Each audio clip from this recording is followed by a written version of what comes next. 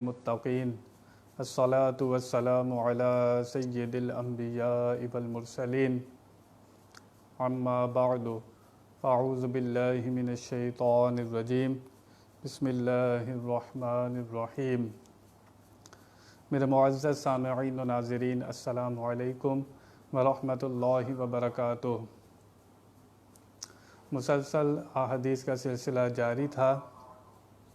कुछ तालीमी मसरूफ़ियत की वजह से कुछ दिन बयान मुनक़ता रहा, जिसकी वजह से माज़रत चाहता हूँ। आज से इंशाअल्लाह ताला दोबारा अहादीस का सिलसिला जारी करूँगा।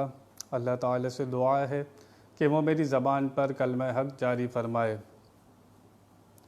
आजकल टीवी पर, सोशल मीडिया पर और प्रिंट मीडिया पर भी एक बड़ा शोर हंगामा है और एक आवाज़ लगाई जा रही है औरतों की तरफ से कि मेरा जिस्म मेरी मर्ज़ी।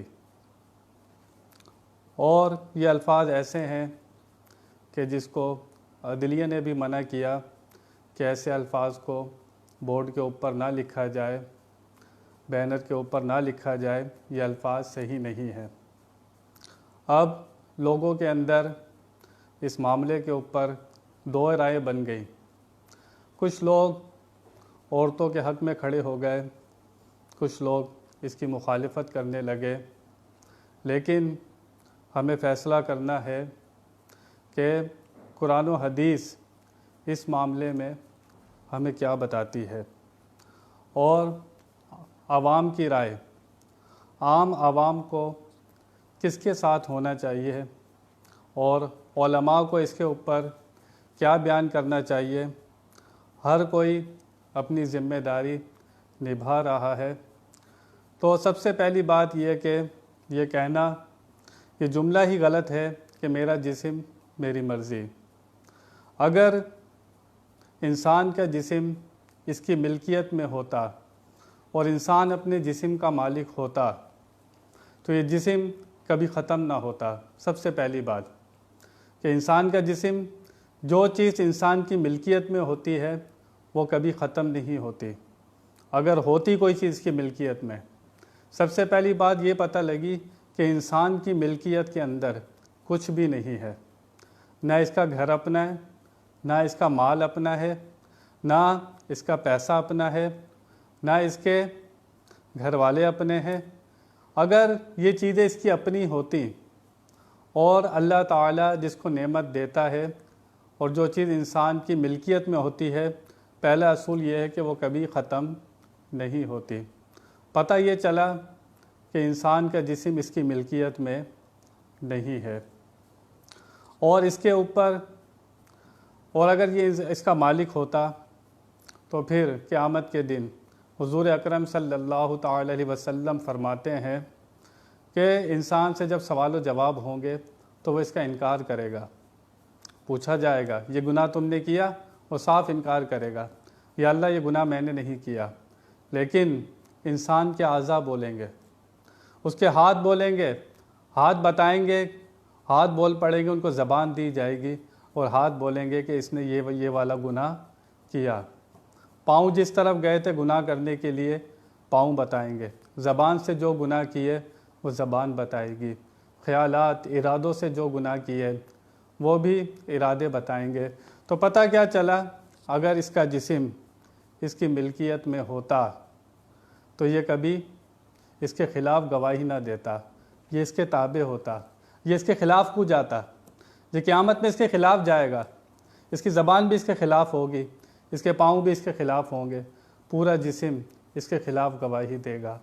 तो पता क्या चला कि इंसान क्या जो जिस्म है ये इसका मालिक नहीं है, ये अल्लाह की अता की हुई एक नेमत है।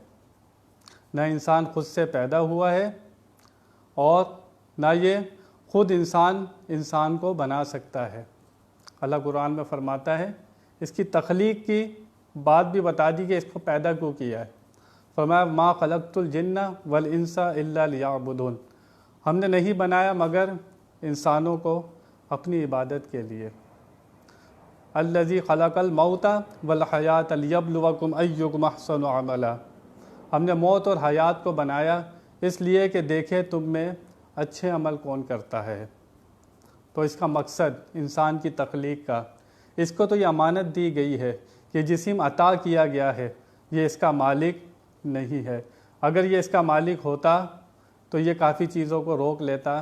ना ये अपनी जवानी रोक सकता है, ना अपना बुढ़ापा रोक सकता है, ना ये दुनिया से अपने आप को जाने से रोक सकता है। ये इंसान कुछ भी नहीं, ये मजबूर है, ये बहुत मजबूर है, बहुत कमज़ोर है। ख़ुद फरमाता है अल्लाह ताला, इसकी तख्लीक का ज़िक्र फरमाता है कुरान पाक में कि एक गोश्त के लोथड़े से, एक नुतफ़े से इसकी तख्लीक हुई है। ये अपनी तख्लीक ही देख ले, फिर ये बताए ये किस चीज़ का मालिक है। इंसान, आयत पढ़ी जाती है हज मीडिया पर आकर, एक शख्स ने ये आयत पढ़ी, लक़द खलक़नल इंसान फ़ी अहसनि तक़वीम। आयत भी उसने गलत पढ़ी, फ़ी की जगह उसने मिन कहा, लेकिन उसने इस आयत को किसी की हिमायत में बोला कि अल्लाह ताला ने इंसान को बहुत अच्छी सूरत में पैदा किया। बिलाशुबा अल्लाह ताला ने इंसान को बहुत अच्छी सूरत में पैदा किया, लेकिन दूसरी जगह अल्लाह फरमाता है हमने ये इंसान अपने करतूतों और अपनी अमल की वजह से, फरमाया ये जानवरों से भी बदतर हो गया। दूसरी जगह इरशाद फरमाया, एक जगह फरमा रहे मेरी बेहतरीन तख्लीक है, बिलाशुबा कोई एतराज़ नहीं है, 100% अल्लाह ताला सही फरमा रहा है। लेकिन दूसरी जगह भी देखें, अल्लाह फरमा रहा जब ये अच्छे अमल नहीं करता, अपने करतूतों से क्या हुआ, ये जानवरों से भी बदतर हो गया। आपके सामने भी कोई इंसान आता है, जब वो आपकी तौहीन करता है या ऐसी बात करता है या ऐसा बुरा फेल करता है कि आप कहते हैं क्या जानवरों वाले काम कर रहा है। जब आपको नज़र नहीं आता कि अल्लाह ताला की बेहतरीन तख्लीक है, तो पता क्या चला, जिसके अकाइद अच्छे हों, जिसके इखलाक अच्छे हों, वो अहसनी तक़वीम है। हर बंदा वही अहसनी तक़वीम होगा जिसकी सूरत मेरे मुस्तफ़ा सल्लल्लाहु अलैहि वसल्लम जैसी होगी, जिसका किरदार, जिसका इखलाक मेरे आका सल्लल्लाहु अलैहि वसल्लम की तरह होगा। मेरे हुजूर जैसे चलते थे वो वैसे चलता होगा, मेरे हुजूर जैसे बात करते थे वो वैसे बात करता होगा, हुजूर के जैसे मामलात थे अगर वो उन सुन्नतों पर अमल करेगा, मेरे हुजूर के तरीक़े पर अमल करेगा, फिर वह अहसनी तक़वीम का कहलाने का हक़दार होगा। फिर वो, वरना आँखें हमारी भी हैं, आँखें काफिरों की भी हैं, काफिर सुनते भी हैं, काफिर देखते भी हैं, लेकिन अल्लाह कुरान में क्या फरमाता है कि ये काफिर अंधे हैं, ये बहरे हैं, ये गूंगे हैं। हालांकि काफिर देखते भी हैं, सुनते भी हैं, बात भी करते हैं, फिर अल्लाह क्यों फरमा रहा है कि अंधे हैं, गूंगे हैं, बहरे हैं। पता क्या चला, जो हक़ को कबूल नहीं करे, जो अल्लाह रसूल के अहकाम को नहीं माने, वो अगर देखता भी है तो वो अंधा है, वो दिलों का अंधा है, वो कानों का अंधा है। पता क्या चला, असल अहसनी तक़वीम पर कौन है, जिसकी सूरत भी मेरे मुस्तफ़ा जैसी हो, वो कुरान व हदीस को मानता हो, कुरान व शरीयत के अहकाम को मानता हो, जो कुछ अल्लाह रसूल ने फरमाया उसकी फरमा बरदारी करेगा, फिर वह अहसनी तक़वीम कहलाएगा। वरना वो जानवरों से बदतर है। वरना जो हुक्म काफिरों के लिए लगा है कि काफिर देखते हैं फिर भी अंधे हैं, तो इसलिए ये ना कहा जाए कि मेरा जिस्म, मेरी मर्ज़ी, ये जिस्म तो इसका है ही नहीं, ये इसका मालिक नहीं है, ये इसको चंद दिन के लिए दिया गया है, और दिया भी इसलिए गया है कि अल्लाह ताला देखे कि तुम में से अच्छे अमल कौन करता है। अगर कुछ मर्द ख़राब हो गए, कुछ लोग, कुछ हस्बैंड ख़राब हों, तो उसका हुक्म सब पर नहीं लगाया जा सकता। इसी तरह औरतें भी कुछ ख़राब होती हैं, तो अब क्या सब औरतों को ख़राब कह दिया जाए? कुछ के ख़राब होने से वो हुक्म आप सब पर नहीं लगा सकते। इसी तरह आवाम को अपनी राय कायम करना होगी। अगर वो इस बात की तायद करते हैं कि औरत को आज़ाद होना चाहिए, किस चीज़ से आज़ाद होना चाहिए? इस्लाम ने इसको आज़ादी दी। आप मेरे आका सल्लल्लाहु अलैहि वसल्लम की तशरीफ़ आवरी से पहले देखें, औरत का क्या हाल था, औरत किस हाल में थी। ज़िंदा दरगोर कर दिया जाता था, ज़िंदा दरगोर। एक एक औरत के पास 10-10 मर्द आते थे, 20-20 मर्द आते थे। इतनी शर्म की चीज़ समझी जाती थी कि वो लोग औरत लड़की को पैदा होते ही दफना देते थे। तो औरत को इज़्ज़त किसने दी? औरत को इज़्ज़त मेरे आका ने दी है, अल्लाह रसूल ने औरत को इज़्ज़त दी है। अगर अब हम उन्हीं के ख़िलाफ़ जाएंगे, कुरान के ख़िलाफ़ जाएंगे, तो फिर जो अंजाम होगा वो आपके सामने है। जिसने भी अल्लाह रसूल के कायम की हुई हदों को तोड़ा है, अल्लाह रसूल के कायम किए हुए अहकाम को तोड़ा है, उसके रिज़ल्ट आपके सामने हैं। चाइना वालों का हाल आपके सामने है। जिन चीज़ों को अल्लाह रसूल ने हराम किया था, जब आपने उन चीज़ों को खाया, आपकी हालत आपके सामने है। अल्लाह रसूल ने औरत के मायने क्या हैं, लुगत में देखिए, डिक्शनरी खोलिए, औरत के मायने छुपाने की चीज़, औरत के मायने ही छुपाने की चीज़ हैं। अल्लाह ताला ने आदम अलैहिस्सलाम को पहले बनाया, फिर हज़रत अम्मा हव्वा को आदम अलैहिस्सलाम की पसली से निकाला। पता क्या चला? ये बराबरी की चीज़ है। ऐसा नहीं है कि मर्द इससे बहुत ज़्यादा अफजल है, ये कमतर है, ऐसा नहीं है। मर्द और औरत दोनों बराबर हैं। अल्लाह ने पसली से निकाला, बराबर से निकाला, जोड़ है ये। कोई ऐसी चीज़ नहीं है कि माज़ अल्लाह को इसको हकारत से देखे। और मर्द के बगैर औरत का कहीं गुजारा भी नहीं है। जब ये इसका भाई होता है तो इसका मुहाफ़िज़ होता है, इसका वालिद होता है वो इसका मुहाफ़िज़ होता है, इसका शोहर होता है इसका मुहाफ़िज़ होता है। जिन लोगों ने आज़ादी निस्वा का नारा लगाया, आज वो लोग परेशान हैं। आज क्या समझते हैं? आप तरक्की याफ्ता ममालिक कहते हैं, अमेरिका को, यूरोप को आप तरक्की याफ्ता कहते हैं। उनके यहाँ आज़ादी देकर वो कितने परेशान हैं। जो लोग वहाँ रहते हैं उनसे पूछें, बेहयाई से वो लोग पनाह चाहते हैं कि किसी तरह ही हमसे दूर हो जाए, लेकिन अब उनसे दूर नहीं होती। 6ठी क्लास की लड़कियाँ, 7वीं क्लास की लड़कियाँ वहाँ पर बच्चे जन्म देती हैं बाहर के ममालिक में। आप क्या चाहते हैं? पाकिस्तान में भी यही माहौल हो, ऐसी आज़ादी हो। औरत के मायने छुपाने की चीज़ हैं। अगर आप कुरान और हदीस के ख़िलाफ़ जाएंगे तो फिर रिज़ल्ट आपके सामने होंगे। जिस चीज़ के ऊपर गिलाफ़ होता है वो चीज़ बड़ी मोतबर होती है। खाना काबा पर गिलाफ़ है, कुरान पाक पर गिलाफ़ है, अल्लाह वालों के मज़ारों के ऊपर चादरों का गिलाफ़ होता है। तो अगर औरत पर भी गिलाफ़ होता है तो वो काबिल एहतराम होती है, वो मुअज़्ज़ज़ होती है। इस पर्दे को कोई बैकवर्ड ना कहे, पुराने दौर की बातें ना कहे।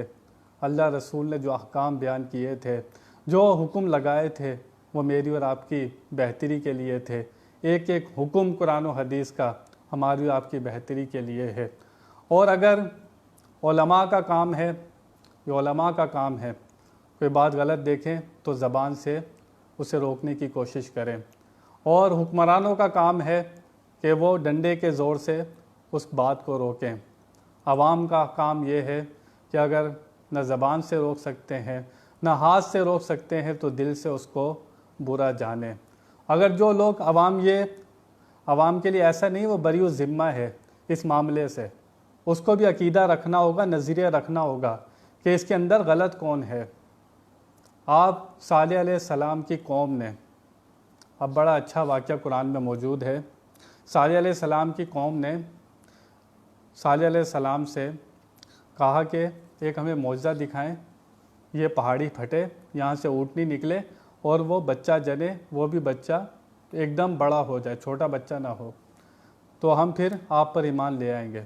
चुनाचे ऐसे ही हुआ, आपने मौजज़ा दिखाया, वो पहाड़ी फटी और वहाँ ऊँटनी ने बच्चा दिया, वो बच्चा भी। अब अल्लाह उसको फरमाता है ये अल्लाह की ऊँटनी है। अल्लाह क्या फरमाता है इसको? अल्लाह की ऊँटनी है। तो जब वो अल्लाह की ऊँटनी थी, वो खाती पीती बहुत थी। जिस हौज़ में मुंह रखती थी वो पानी फिर हौज़ में नहीं जाता था, वो नहर में नहीं जाता था, वो सारा ऊँटनी के पेट में जाता था। खाती पीती बहुत थी, वो अल्लाह की ऊँटनी थी, अल्लाह की निशानी थी। एक शख्स ने उसके कहा कि इसकी टांगें काट दो, इसकी टांगें काट दो। सारी कौम खामोश रही, सारी कौम खामोश रही। खामोशी का मतलब क्या था? कौम इस पर राज़ी थी। अल्लाह ताला ने उस कौम के ऊपर अजाब नाजिल फरमाया। पूरी कौम अजाब में आ गई, पूरी कौम। हालांकि टांगे एक शख्स ने काटी थी, लेकिन पूरी कौम पर अजाब आया। तो अगर आवाम ये कहे कि नहीं हमारा कोई मामला नहीं है इससे, जो होता है होता रहे। उलमा अपनी ज़बान से कह रहे हैं, हुक्मरानों का काम है कि वो हाथ से रोकें, आवाम का काम है कि वो इस काम को दिल से बुरा जाने। जो चीज़ कुरान और हदीस से टकराएगी, पर्दे का हुक्म मेरा तुम्हारा नहीं है, अल्लाह रसूल का दिया हुआ है। औरत के मायने छुपाने की चीज़ है। अगर वो कहे मुझे इससे आज़ादी चाहिए, शोहर मेरे ताबे होना चाहिए, अल्लाह ताला ने मर्द को हुक्मरानी दी है, उसका सरबराह बनाया है, कि शान वहाँ से मिली है मर्द को। अगर कोई कहे औरत इसके ऊपर हुक्मरान हो जाए तो फिर वह फितरत के ख़िलाफ़ जाएगा। बहरहाल दोनों को मिलजुल कर घर चलते हैं, बेहतरीन चलते हैं, दोनों एक दूसरे का सहारा होते हैं। और गाड़ी के चारों पहिए अगर सही चलें तो इंसान की ज़िंदगी सही चलती रहती है। तो उस एक शख्स ने उस ऊँटनी की टांगें काटी, लेकिन सारी कौम खामोश रही और सब पर अजाब आया।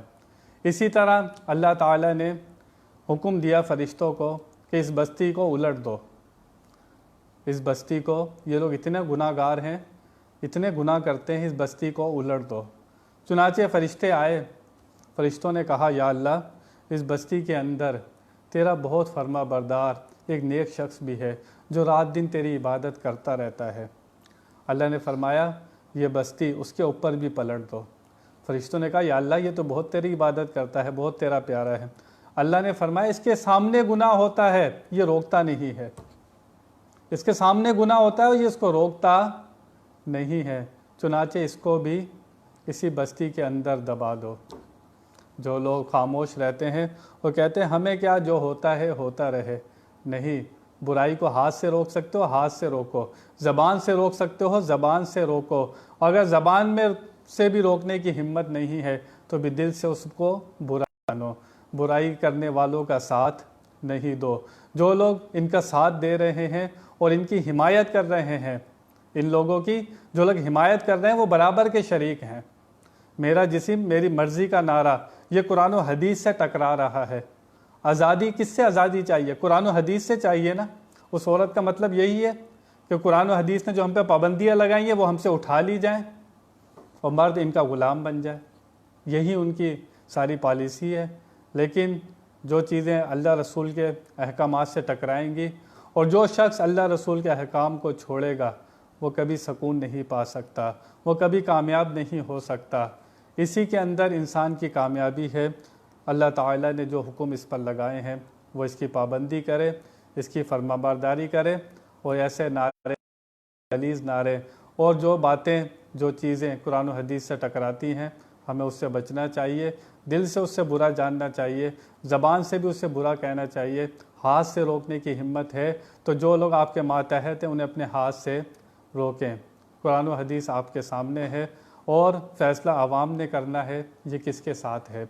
इसको लाजमी ज़रूरी है कि इन कामों को दिल से बुरा समझे, वरना ये ज़िंदगी ज़्यादा नहीं है, ये जवानी ज़्यादा नहीं है। औरत की जवानी 10-15 साल में ख़त्म हो जाती है, इससे ज़्यादा जवानी नहीं है। मर के किसी को आप नहीं देंगे, आपके आज़ा जवाब देंगे। अगर आपके आज़ा आपकी मिल्कियत में होते ये कभी क़यामत में आपके ख़िलाफ़ जवाब नहीं देते। पता क्या चला, इंसान अपने जिस्म का मालिक नहीं है, इसका मालिक वही है जिसने इसको जिस्म दिया है। अल्लाह ख़ुद इसकी तख्लीक का जिक्र फरमाता है, एक नुतफ़े से ये पैदा हुआ है। अपनी तख्लीक को ही देखे तो अपना सर झुका लेगा कि मैं किस चीज़ का गरूर करता हूँ, किस चीज़ का तकब्बुर करता हूँ। बयान में कोई गलती हो अल्लाह की बारगाह में तौबा करता हूँ। व आखिरु दावाना अनिल हम्दुलिल्लाहि रब्बिल